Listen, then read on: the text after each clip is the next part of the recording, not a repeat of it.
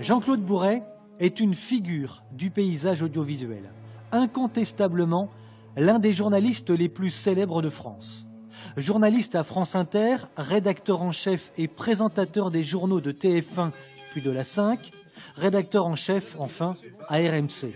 Jean-Claude Bourret a rapidement découvert, nous a-t-il dit, l'interpénétration entre le pouvoir politique et le pouvoir médiatique. Alors, je l'ai toujours dénoncé, mais de façon mesurée, parce que vous ne pouvez pas attaquer de front ceux qui sont beaucoup plus puissants que vous, sinon ils vous écrasent. Et vos patrons. Et ce sont nos patrons. Mais je l'ai toujours, pour ceux qui savent décoder un peu la façon de s'exprimer, je l'ai toujours dénoncé. Il suffit de reprendre. Et je ne l'ai pas dénoncé dans des journaux politiques, justement pour qu'on ne me dise pas « Ah, Bourret, c'est un type de gauche ou un type de droite. Il a parlé dans l'Humanité, donc c'est un type de gauche.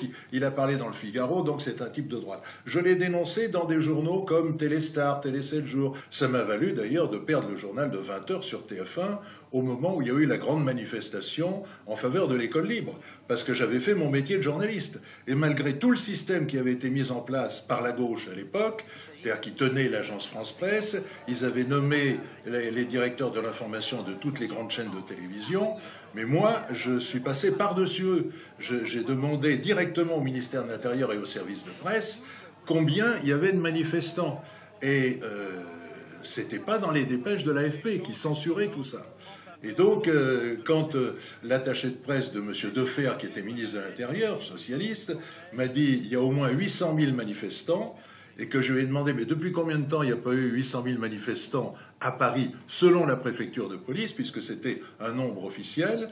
Elle m'a dit, un quart d'heure après, « depuis la Libération ». Et j'ai commencé le journal de 20 h un dimanche soir en disant « Paris a vécu aujourd'hui sa plus grande manifestation depuis la Libération ». Il y avait comme directeur de l'information le fils d'un député socialiste qui était passé du grade de petit reporter au grade de directeur de l'information parce que c'était la gauche qui revenait au pouvoir, qu'elle avait une revanche à prendre et qu'il fallait mettre des gens à nous, comme disaient les socialistes, pour tenir l'information.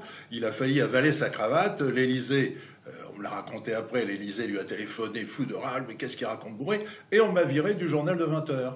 Et on m'a mis à la création de la télévision du matin sur TF1. Bonjour la France, bonjour l'Europe. Voilà comment se fait la démocratie et l'objectivité de la télévision en France.